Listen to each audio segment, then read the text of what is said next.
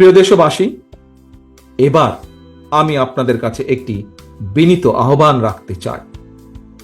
বিজয়ীর কাছে পরাজিতরা নিরাপদ থাকলে বিজয়ের আনন্দ মহিমান্বিত হয়। সুতরাং বিজয়ের এই আনন্দঘন সময়ে রাহুমুক্তির এই ঐতিহাসিক মুহূর্ত শান্তভাবে উদযাপন করুন। অনুগ্রহ করে কেউ প্রতিশোধ কিংবা প্রতিহিংসা পরায়ণ হবেন না। কেউ নিজের হাতে দয়া করে আইন তুলে নেবেন না। অর্জিত বিজয় যাতে লক্ষ্যচ্যুত না হয় সে ব্যাপারে জনগণকে সতর্ক দৃষ্টি রাখতে হবে।